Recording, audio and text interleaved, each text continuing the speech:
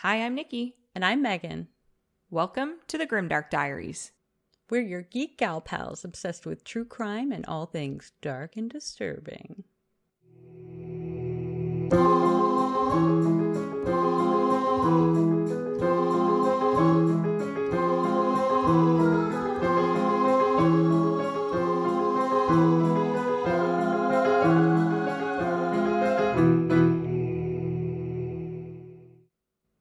Oh, hello, everybody. Welcome to the holly jolly December season. Megan's favorite season. It really is. I'm not going to lie. I have a love for both Halloween and Christmas, but I think Christmas. Is that why you like Nightmare Before Christmas? Before Christmas, so yeah. Yeah. And I always watch it multiple times on both seasons. So I know I do enjoy a little bit of creepiness at my Halloween parties or my Christmas parties. I don't even know what I'm saying anymore. I mean, I would hope a Halloween party's creepy. Yeah, that's right. Yeah, we have creepy Christmas and creepy Halloween. Yeah, that's what we love. Sure do in my house. Yeah, that's very true. Very true. So how was your week, Nikki? Well, Megan. Uh-oh. My week, as you know, has not been my greatest week ever. No, you did not have a very good week. Tell us, our audience, why. Well, I believe in our last episode, I was talking about how pumped I was that I had Thursday, the 25th off because it was American Thanksgiving. And then I had a vacation day on Friday and I was going to go Black Friday shopping and I was going to do all my Christmas shopping and just be done for the year and just enjoy 2 days to myself of me time. It's like my favorite 2 days I take off because I just have me time and it's lovely. This is true because actually Nikki and I have known each other for many, many years. And every year she says how much these 2 days mean to her. Yeah. So this is wildin'. Yeah. Those Black Friday sales. It's so true. And you find really good deals on those I days do. too. I wait all year. There'll be stuff that I want to buy. And I will literally wait all year until Black Friday. Yep. I don't know how you do it. I'm a bit of an impulse buyer though. So yes. Well, so my Thursday started off great and I had a lovely morning and I got some of my Christmas shopping done. And then in the afternoon, I was getting hangry and people were very annoying because everybody's just always in a rush and the stores were a little getting too wild. So I was like, no, I'm going to call it quits. And then tomorrow morning, bright and early, I'm going to go to the mall and finish up what I got to do. So I was on my way home and I stopped and I grabbed some groceries. And then I was driving home. I was literally 5 minutes from my house. I was driving straight in a right lane, not even in a frickin' intersection. And the left lane, which was super backed up with traffic, somebody stopped to let somebody on the other side of the street pull into my lane. And they literally floored it at the exact moment that my car was in that window. Oh my gosh. And so they completely T-boned my car and flew me to the right. I didn't see it coming because the left lane was so backed up that literally I was just looking forward driving and all of a sudden my car swung to the right. So I jolted my steering wheel to the left, not even really realizing what had freaking happened yet, which then flew my car across the street. Oh my gosh. And to think, like, knowing that street, that was probably 4 lanes of traffic, if not 5. Yeah. Yep. 4 lanes of it's the main street in the part in the town where I live. Yeah. Somehow, some miracle, there was no cars coming the other direction, so I didn't get hit. Seriously. And because my foot was on the gas because I was driving straight. So when my car flew to the right, I just jolted my steering wheel all of a sudden before I could realize what happened, and my foot was still on the gas. Yeah. So then by the time I put my foot on the brake, I didn't have enough time to stop, and I freaking put my car through a pole.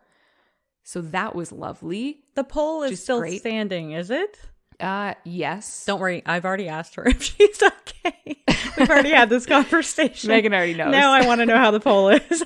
Yes, I think the poll is fine. Honestly, to be completely honest with you, I haven't been able to go near that spot yet because I'm afraid it's going to give me some kind of PTSD. That's fair. God, that was such a traumatic experience. I can't even imagine. My airbag went off. Right. Which is, first of all, I've never been in an accident in my entire life. I'm a pretty safe driver. I don't even like speeding. True. And I've obviously, since I've never been in an accident, I've never had an airbag go off. Wow, that thing really smacks you in the face. And it's like, it goes so fast. It's just like, boom. I've seen videos of it, but I've never experienced it before either. I can't even begin to imagine. I didn't even see it. I just, all of a sudden, my nose hurt. And then I saw it like deflated in front of me. It goes so quick. Gosh. Also, I was in horrific shock. And my hand was on the steering wheel when the airbag went off. So it super messed up my hand. I thought I broke my pointer finger knuckle and my thumb knuckle. They were immediately purple and blue and bleeding because I got a friction burn from the airbag. Plus, I don't know if it like bent my hand back or I have no idea. I don't know. Everything happened in like 2 seconds. Oh, yeah. Oh, my gosh. Yep. So then I'm like, I stop.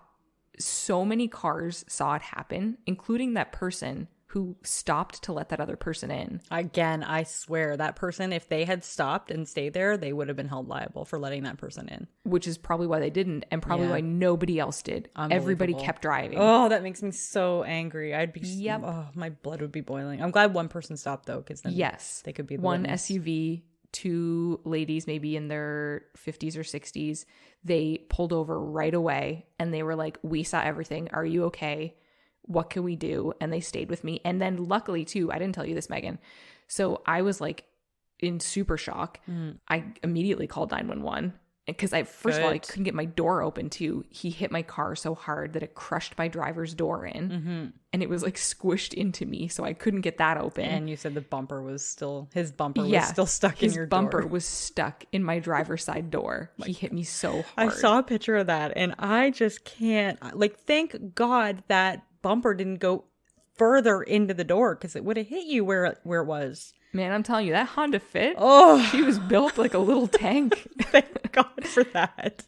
Yeah, because his car was a lot bigger than mine. I don't know what kind of car it was. I can't even remember because he pulled over on the other side of the street. And luckily there was a lady this lady came up to because then I just tried to roll down my window a bit, and this lady came over and she was like, "Hi, I'm an off-duty police officer. Are you okay?"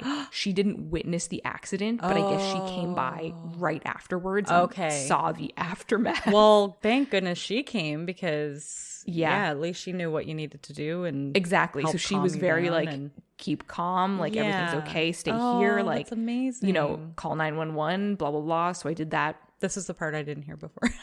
Yes. So I did that.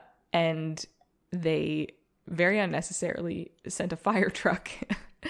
Well, that's not unnecessary because an accident that's bad. If you have anything leaking from your car, the firefighters have to put whatever it is they put down on the ground that stops. Yes. And literally the entire front of my car is like off. So all of the pieces were on the ground. Well, and there's a very real fire hazard too. If a car, like if you hit the gas tank or if you hit anything that might ignite.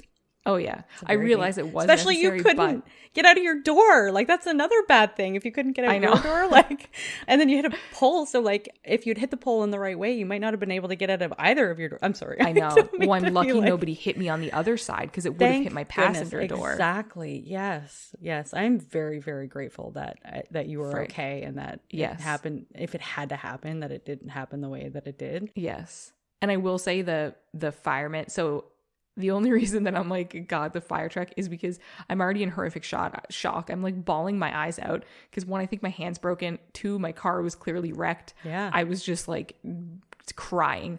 Then I hear these fire sirens. Like the fire truck is so loud. And I'm like, oh my God. Because the fire station is very close to where I was. That's right. Yes. So they were there within like a minute. But actually I don't know if he was just the fireman that came to speak to me was literally probably the nicest person in the world. Really? He was like the sweetest. He was like very like, you're okay. Everything's okay. I love that so much. And they're a volunteer fire station too. So like, if they weren't all there at the time, they would have been paged. So they would have had to make it there. So they likely were just hanging out at the fire station. But it's a volunteer fire station. They're not required to man it 24 hours a day. So the fact that they hung out there and just a call came in at the right time, they happened to be there at the right time. Like, I'm super grateful for that too. Yeah, they tried to pull the guy's bumper out of my door and they couldn't get it out. Oh, no way. Yeah, they tried to get my door open and they're like, you're going to need to crawl over. We can't get this open. Well, yeah, if you couldn't get out the other side, they would have had to get the jaws of life to open your door. Yeah. That caused more damage. But your car was a mess. A write-off, right? What? It was deemed a write-off? Oh, it was very much a write-off. Oh my gosh. But thankfully, I mean, not thankfully, but the other person was found 100% at fault. Mm-hmm. So it doesn't mess up my insurance and I didn't have to pay a deductible, thankfully, or anything like that. Yeah. The only thing I'm friggin' waiting for is because they made me go in an ambulance to the emergency room and they told me I had to and I didn't want to and it stressed me out more to have to go. Yeah. But they were like, you kind of have to. Yeah. And I was like, okay. And then I friggin' looked up how much ambulances cost in this province. Mm-hmm. If you were to be at home and call an ambulance or somewhere, work, school, whatever, and call an ambulance, take you to the hospital, it's $146. Oh, that's... If you get an accident from a motor vehicle, or if you get an ambulance from a motor vehicle accident, $750. What? Yes. Oh, I didn't know its that. own category. I had no idea it was so much money. Do you have any coverage through your work? Oh, well, I called the insurance and I'm like, yo, who's paying for this ambulance? Because I sure am not. Good Lord. And they said they were like, if you get an invoice, first check if your work covers it. Yeah. And whatever's left, or if it doesn't, then I have to submit a claim to my insurance and they'll just pay for it. Okay. I'm assuming they'll bill the other insurance. They just said they'd pay for it. That would make sense. The thing that I wonder about is if they would bill at all since you were made to go, not asked to go. Like if you say you think you're fine and have a way to get back home, but they still make you go, are you liable to pay for that bill? I don't know. Well, it was one of those things too. They were like, I was like, I have to go. And they were like, yeah. And they were like, I mean, we could let you drive yourself there. As I'm looking at my car and half of it is on the pavement.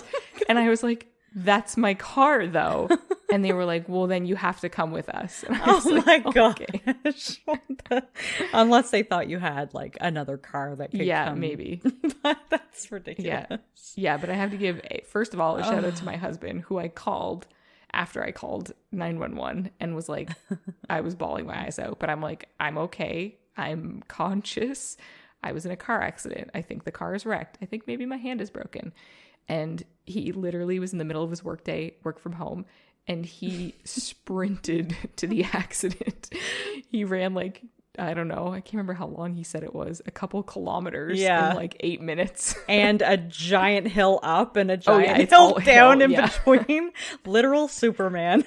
Yeah. And then also shout out to my best friend and life savior, Jen, because I had just been shopping and getting groceries. So the trunk of my car was filled with things. And the cop was like, we have to impound your car so the insurance people can check it out. Do you have a way to get all this stuff out of your car? And I was like, no, I don't. So then I called my best homegirl, Jen, and she was in the middle of her workday and she literally dropped everything and drove out there to pick up my husband and my groceries and my Christmas presents as I went to the hospital. And then she later picked me up from the hospital because that's the thing, an ambulance takes you there and then they're like, find your own way home. Yeah. So she's a lifesaver. And then she is like an extra angel on this earth because she has lent me her car because her husband also has a car, whereas my husband and I shared one car and now 0 car. Yeah. So she has lent me her car and it has made everything much less stressful. I'm so grateful for her. That's amazing. And then there's me messaging you at 6 o'clock that night. Hey, I don't see the picture for posting her Instagram. I know. Megan had to be one of the first people that found out I was in an accident because she's like, hey, do you got that thing for the podcast? I was like, that's gonna have to wait. Like, oh my gosh, I'm so sorry. I feel like such a jerk asking. Even I had no idea, obviously. Yeah, you had no idea. No, that's fair. No. And then I'm just like, whatever. Obviously, I do not need to post this. So that's why our Instagram post was so late this week.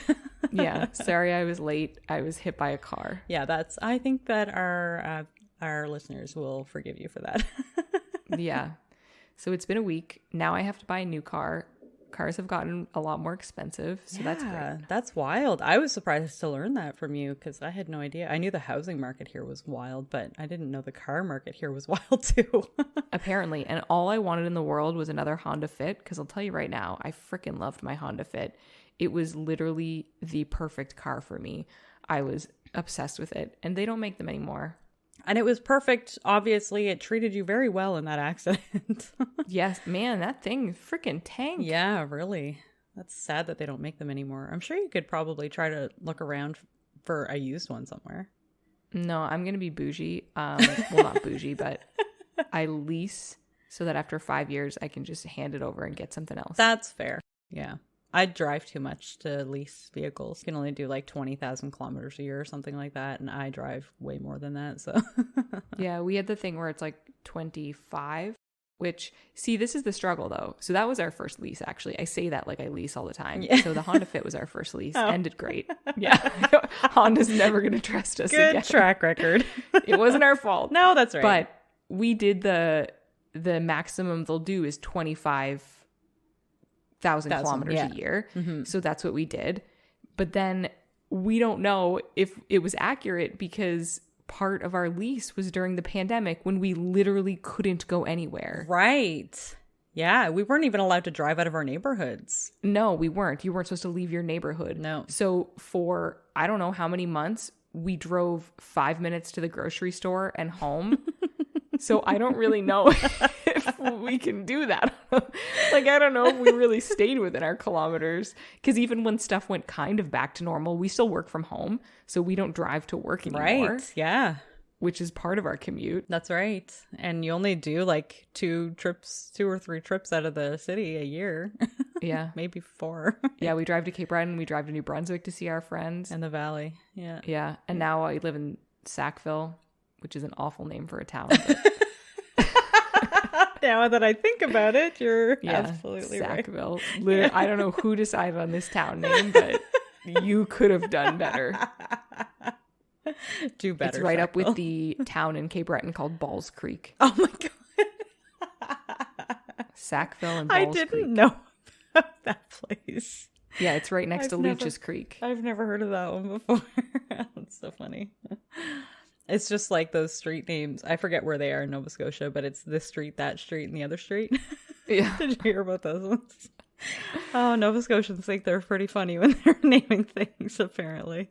Yeah. Well, that was a great opening. Thank you for that story. And I am actually super duper grateful and happy that you were okay.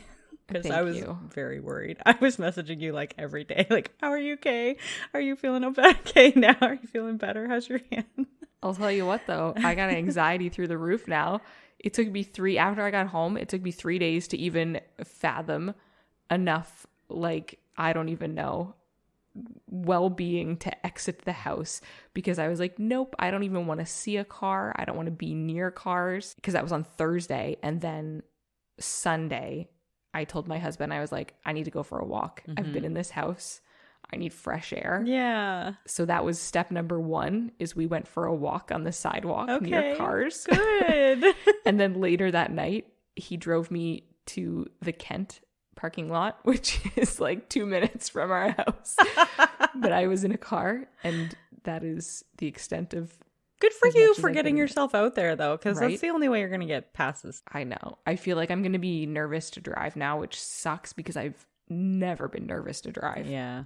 I completely get it. I had a car accident probably 6 years ago now, and it was on the highway. I was going like 120 kilometers an hour. I just cannot imagine what would have happened had anything gone any differently than it actually did. But I was trying to pass a 18-wheeler, and I hit a drift of snow, and it was near Moncton, New Brunswick. And if anyone knows where Moncton, New Brunswick is, you understand the drifts of snow that land on the road, and they come up on you out of nowhere. And luckily the snowbanks on both sides of the road were like super high, so I didn't go into the ditch, which was great.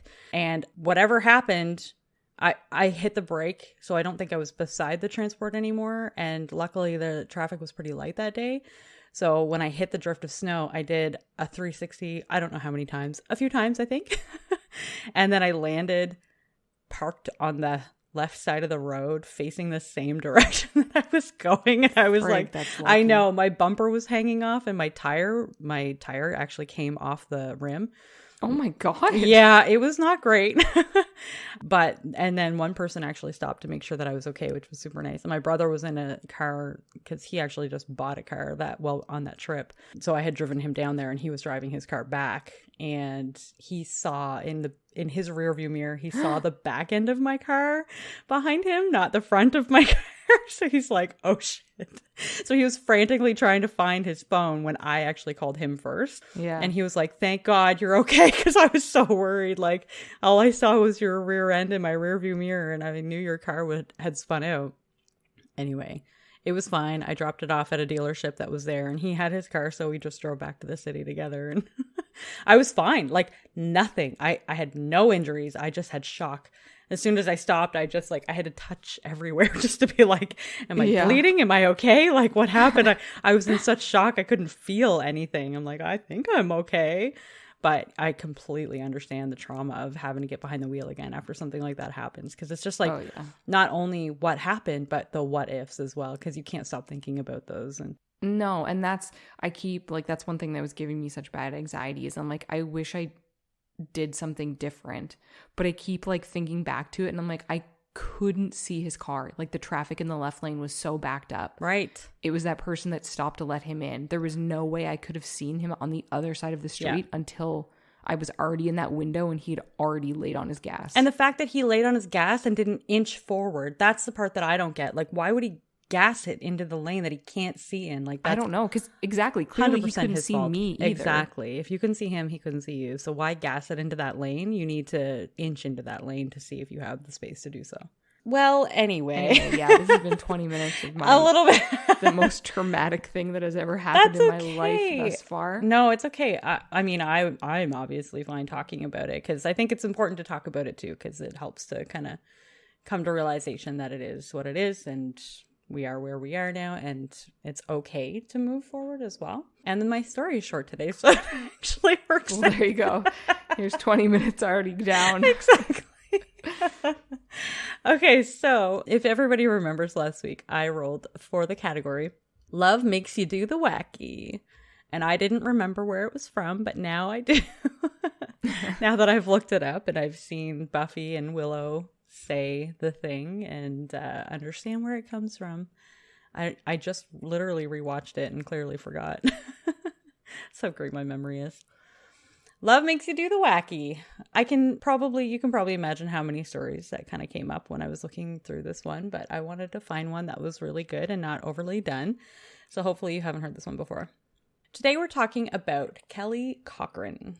Kelly grew up in Merrillville, Indiana, and that's only about an hour or so from Chicago. She grew up next door to a guy whose name was Jason Cochran.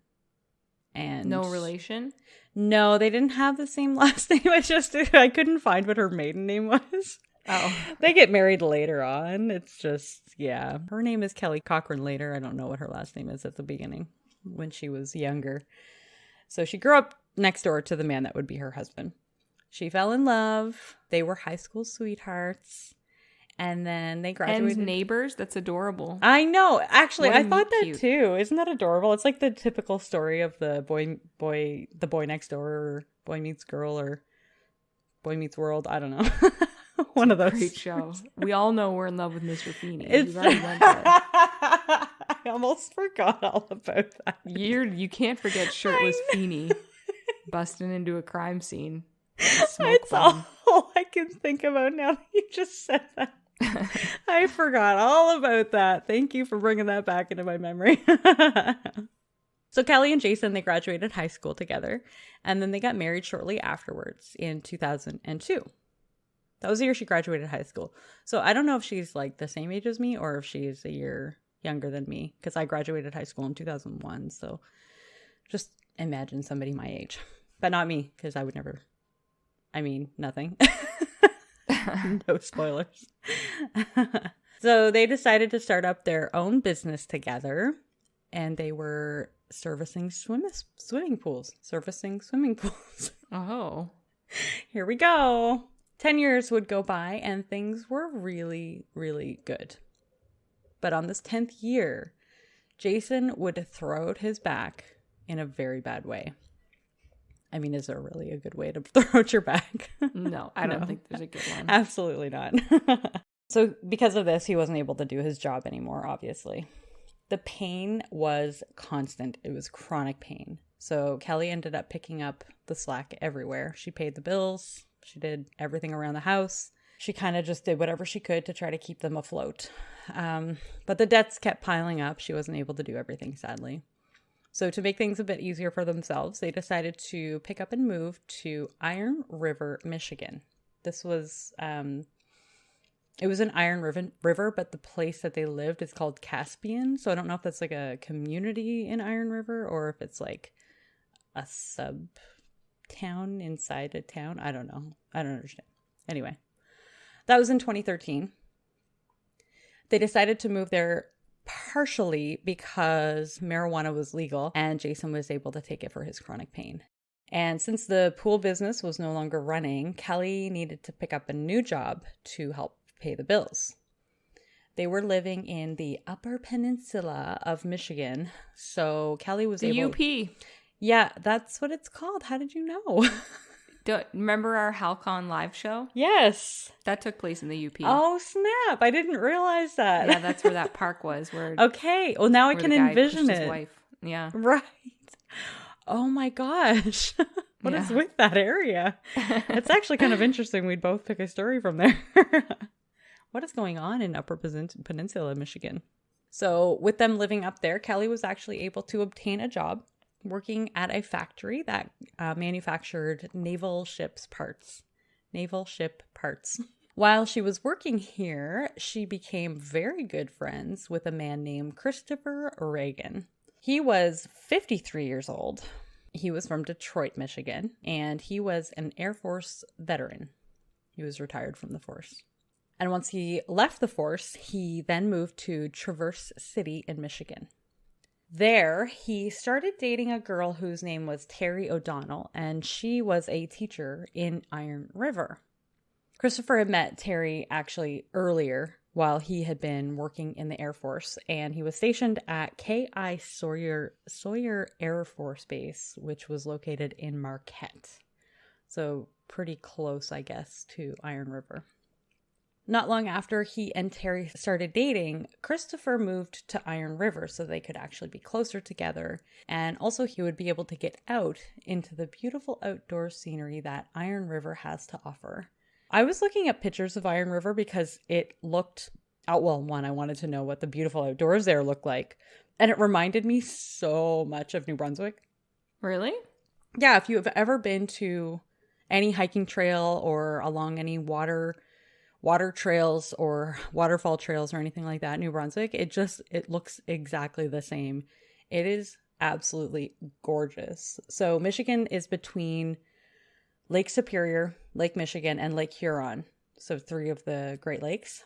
So there's tons of waterways, tons of rivers and trees, wildlife, etc. Like beautiful hiking trails in the area. So now I understand why people want to live there. But it does look absolutely beautiful, so I can understand why he would want to live there. There was a 20-year age difference between Christopher and Kelly. He was 53 at the time, so that would make Kelly roughly 33-ish years old. They got along immediately. They had a ton in common, like they were both very outgoing and very social. They had both been from different areas and moved to this area, so they had that in common. They often took their breaks together, and then obviously after a while, rumors started to float around that the two of them were having an affair. Of course, men and women can't be friends. But were they having an affair? But they were actually having an affair. So unsure of the exact reason for this, but Christopher and Terry's relationship had cooled down quite a bit. It could have been because of the affair rumors. I don't know, but apparently Terry found out about them as well. Or if there were other factors in that. But Christopher ended up accepting a job in Asheville, North Carolina. So he was just going to up and move there. But on October 14th in 2014, Christopher sent Terry a text, and allegedly he was trying to patch things up with her. They even made plans to spend Thanksgiving together that year. But after this day, Terry never heard from him again. On the 10th day after not hearing from Christopher, Terry contacted the Iron River Police Department to try to do a wellness check on him. The police went over to Christopher's home and they found it completely turned upside down. Terry said that it was not like him at all. He was generally a pretty neat person. His phone was also missing. Not long after, the police would find his car, and it was located just outside of Iron River. While they were searching the car, they found a sticky note that had directions to a home. This was in Old Caspian, a former mining community. And guess who the home belonged to? Kelly. Yeah! You got it. Ding, ding, ding. I followed context clues. Yay! Yay! I'm glad I made that one easy. So next, the police went to visit Kelly and Jason. They were being interviewed. Kelly was super friendly and outgoing, very helpful, not nervous in the least. Jason, however, seemed pretty emotionless, and he just stood off to the side watching. Iron River Police Sergeant Cindy Barrett and Laura Frizzo, who was the chief of police, said that they became suspicious at the time, but nothing to base it on. You know, that old police gut instinct. After this interview, the police went to the place where Kelly and Christopher worked together. Guess what they found out? They were having an affair. Heck yeah! Ding, ding, ding! You were on a roll. So all of the coworkers mentioned about those rumors about the affair. And so the police decided to bring Kelly and Jason into the station for a little bit more of a formal interview. Kelly admitted that her and Christopher had an affair. No problem. She said her and Jason had an open marriage and that he was totally fine with it. Jason, however, his interview went a little bit different. He said that he was upset with Kelly's extramarital affairs. So on March 2015, the police did a complete search of Kelly and Jason's home. I don't know why it took so long, because this was October 2014. And in March 2015, I assume it took that long for all the evidence to pile up, maybe? I don't know. Oh, wow. They finally did a complete search of the home, Kelly and Jason's home. They didn't find any evidence, though. There was no body, no evidence that revealed itself in the search. They did, however, find a rough draft of a book that Jason had started writing. And in the book, he was talking about getting his revenge and killing someone. And the story, they say, could have been written about Christopher Regan. There was no proof, of course, and obviously the names were changed. Not long after this, Kelly and Jason decided to move to the small town of Hobart, Indiana. According to Laura Frizzo, the chief of police, they left everything behind when they fled, including the furniture, food, and even Jason's marijuana plants. That's odd. If you were moving, why wouldn't you take all your stuff with you? Right? Yeah, especially the marijuana plants, because if he's got chronic pain like he says he does, I feel like that's not something you want to leave behind. No, although every time I move, I always say, next time we're just throwing everything out and buying all the furniture. Because I hate packing and then packing the moving truck and moving it off the moving truck. Mm-hmm. I wish I was rich. She didn't. I mean, she was the only one paying the bills because of his chronic pain. He couldn't work. Yeah, so they couldn't afford to buy all new furniture. Right. So it was a little more than suspicious that they just left everything and fled.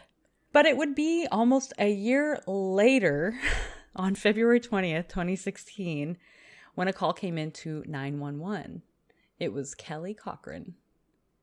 She said her husband wasn't breathing and he needed an ambulance right away. She was quoted as being hysterical and disruptive when the paramedics arrived. When they assessed Jason, though, he was already dead. Jason appeared to have died of a heroin overdose. That's what it looked like when they got there. He allegedly had begun using heroin after he threw out his back to help calm the chronic pain he was experiencing. Jason's good friend Walter Ammerman III heard how Jason had died, and he immediately got suspicious.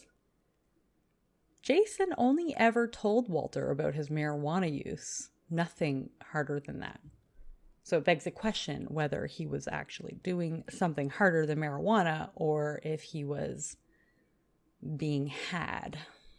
An autopsy was done to determine the cause of death on Jason, and it was discovered that yes, he had taken many drugs at the time of his death, but his death was actually ruled death by asphyxiation from strangulation. So it was determined that Jason's death was a homicide. Did this chick not know? Has she never watched CSI or like anything ever? I don't know. Can they afford TV and cable? I don't know. Maybe. I don't know. Obviously not. And when she goes into the reasons why later, it's just ridiculous. I think she's more selfish than it appears. Multiple times the police officers and detectives would interview Kelly, hoping that she would finally crack and admit to the killings, because they obviously knew it was her. They thought she was going to, until one day in late April in 2016, Kelly texted the detectives. She texted them that were working on her case, and she told them that she was on the West Coast on the run. What? I don't know why she told them that. Why would you, if you were on the run, why would you text the police and inform them that you were on the run? That is the opposite of what you should be doing. Absolutely great question, Nikki. I love that question. I wish I had an answer. So at this time, obviously, both the Iron River Police and the Hobart Police Station issued warrants for her arrest. They continually texted her. I don't understand this texting thing. I get it, but at the same time, it's like a new thing for my brain to think about detectives texting somebody trying to find out where they are. So they wanted her to check her phone so that they could get a GPS location about where she was. So as soon as she checked her phone, it would ping off one of the cell towers, right? So they would be able to see that information once she did it. But she never did end up checking her phone. But they continually texted her, hoping they could catch her. But it wasn't long after this where they did finally find her at a cousin's home in Kentucky. They checked all her family. She was arrested on April 28th, 2016. Once the police had Kelly in custody, she opened up about everything and what happened. She said when her and Jason decided to get married in 2012, they both agreed that anyone they ever cheated on, they would then both kill the person with whom they cheated. What? What you will do for love. I don't. But why? I don't know. It's like they predicted that they knew one of them would cheat eventually. And then first of all, to make rules about when you cheat, right? Not a good start to a marriage. Absolutely. That is your first red flag. I feel like it should be. I don't know. And then why are we murdering the person? Why is that even a thing that you decide that you want to do? Why is murder in your mind at all? I feel like that shouldn't even be in a question whatsoever. Kelly said that Jason was absolutely furious with her affair with Christopher. I mean, I feel like as you should be as a spouse or a partner if you're not into the whole open marriage thing. And he demanded that she bait him, Christopher, to their house, and while she was having sex with him, Jason came into the room and shot Christopher in the head. So he let them have sex. I feel like this is a lie. No. I don't believe it is a lie. She's lying. She's just trying to put the murder on him. I don't know. It's interesting because I kind of believe part of the story. I don't know if the whole thing is true, but she did say at this time, this is when she handed Jason a buzzsaw and he immediately started dismembering Christopher. Convenient that he was the murder and dismemberment and he is now dead and not her. Right. I know. So, and this is only her story. She's the only one alive. So this is the only story we have. But once Jason was done buzzsawing him apart, they both went and hid the pieces of his body. So Kelly told the detectives where they could find those pieces. When the police searched the area, all they found was a skull, and there was a bullet hole in it. So I don't know what that means, but further forensics confirmed that the teeth did match Christopher Regan's. So it was him. He did have a bullet in his head, and that's all we know for sure. Kelly said that her affair with Christopher was the only good thing in her life, and her husband ruined it. Girl, you baited him, if that's true. Yeah, that's honestly. You are 50% guilty of ruining this good thing. Why didn't you just leave your husband and then be with this other person? Get a divorce. Everybody, stop murder. Get a divorce. Yeah, but I think we can discover that not always a divorce is the answer. Because I'm pretty sure we've done stories where they've divorced and then get murdered after the fact. So, I mean, some at least people try divorce before murder. Right, true. Yeah, you don't know if you're going to have a happier life after divorce. You should try that first. So she took her revenge out against her husband, and that's why she murdered him. She said, quote, "It was revenge. I evened the score," end quote. Early in 2017, Kelly finally went on trial for her part in the murder of Christopher Regan. She was found guilty on 5 counts, including first-degree murder, and then was sentenced to life in prison. Instead of going through another trial for her husband's murder, she just pled guilty, straight up guilty, in April 2018. For this one, she was sentenced to another 65 years in prison. In all, Kelly was sentenced to life imprisonment without parole for first-degree murder, 2.5 to 4 years in prison for larceny in a building, 6 to 10 years in prison for conspiracy to mutilate a dead body, 3 to 5 years in prison for concealing the death of a person, and 2.5 to 4 years in prison for lying to a peace officer. Jeez. Good for her.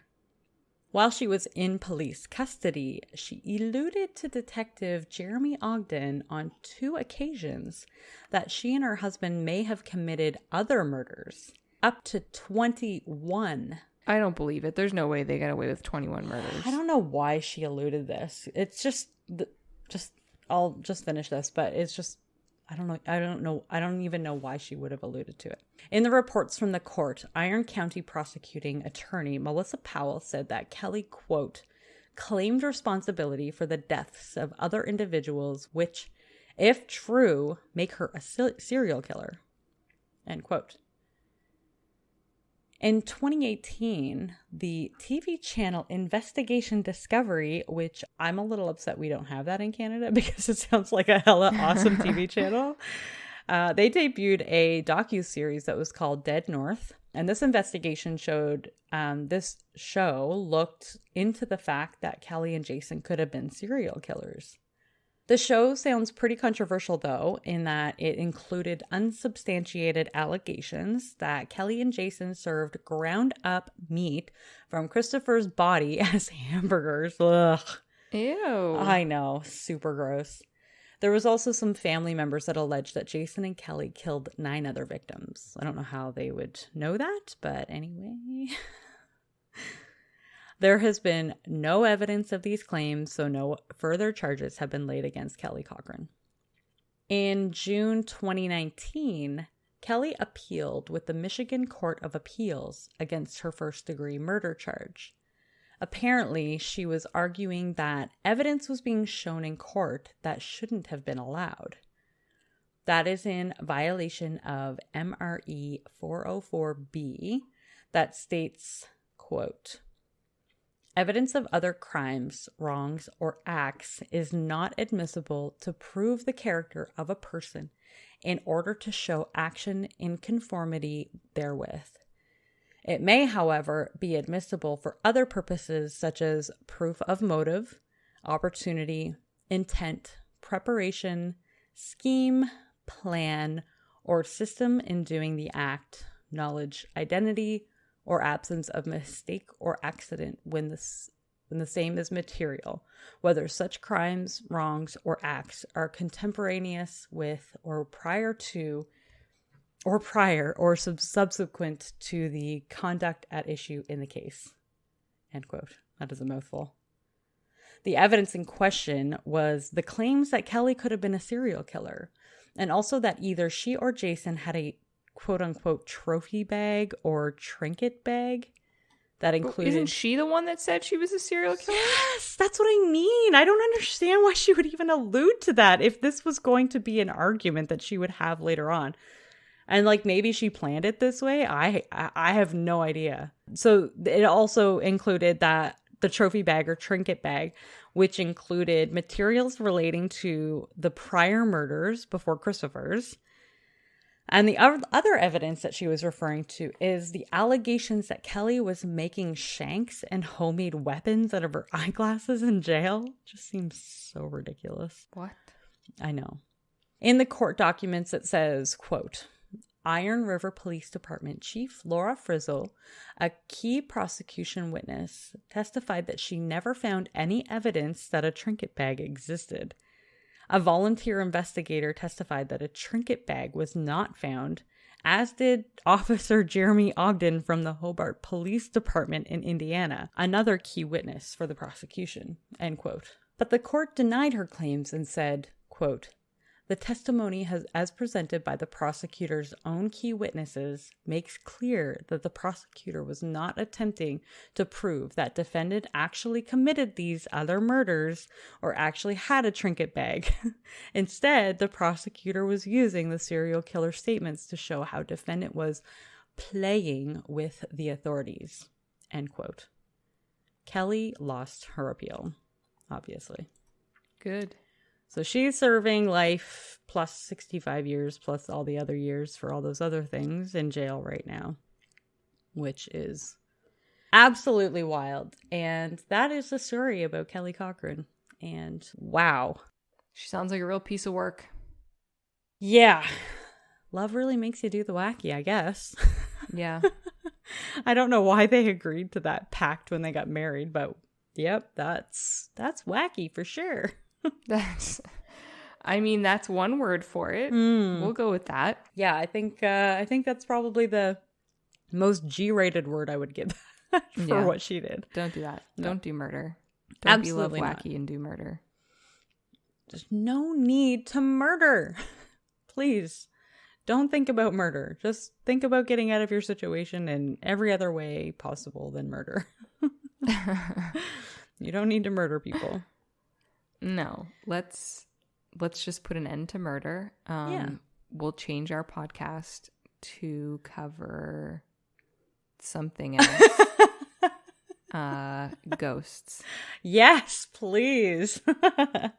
Which we may actually start doing.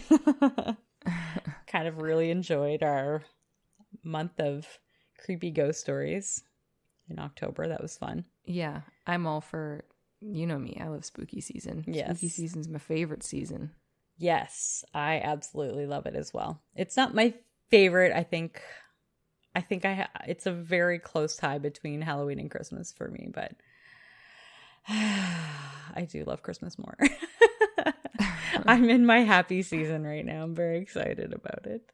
But yeah, we'll bring in some more spooky stories into this month and then into the new year. If that's what everybody would love, let us know. What we would like to hear about what you guys think, because it looked like from the numbers, it looked like everybody really enjoyed the stories. But if you don't want to hear about those stories every other time of year other than October, then let us know. And then we'll probably just still do what we want. So yeah.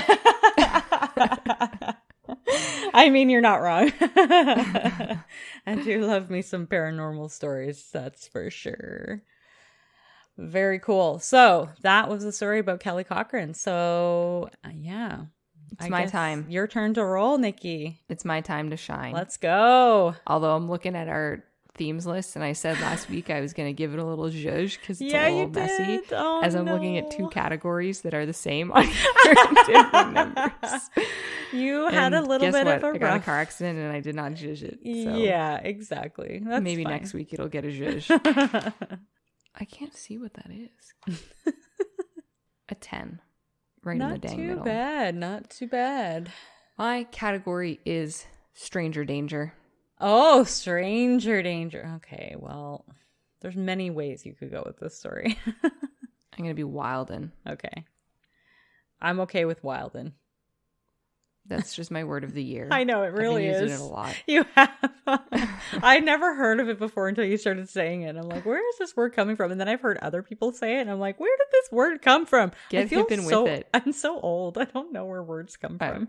Listen, it's probably like an old person word, and me using it, people are like, oh my God, she's in her 30s, isn't she? No, it's definitely not, because I've heard it from young people too.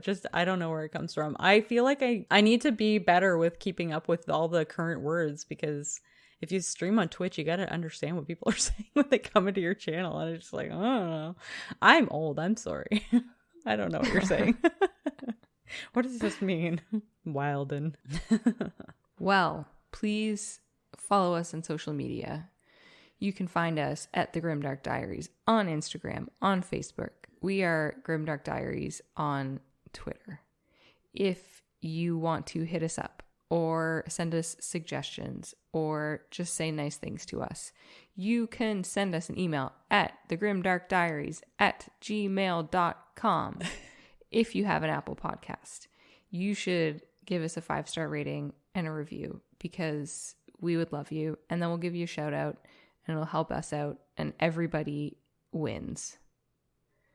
If you have other podcast apps, you can do other stuff. I don't think the other ones really matter that much, but I'll say it anyway, just in case it does. I think all of the follows and all of the likes and all the subscriptions that we get from those ones do add to our numbers. Also, I'm sure it does something somewhere. The Spotify 2021 wrap up is happening right now. Yeah, this might be a little after. I feel like everyone will have already looked at theirs.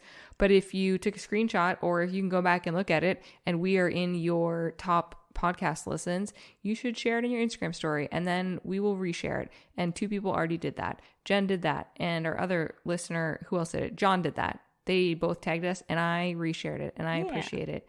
And we love you all very much. Absolutely. Make sure you return to us next week and see what I come up with. You like that one, Megan? I'm like, what is she about to say? I'm switching it up, okay? You're throwing me off. I possibly have a brain injury, okay? I'm just trying to go with the flow. Okay. I'll stop laughing at you. To see what I bring to the hot table for stranger danger. And remember, a friend in the dark. Nope. Yep. No, that's the same. Right, yeah. And remember, a friend in the dark beats alone in the light.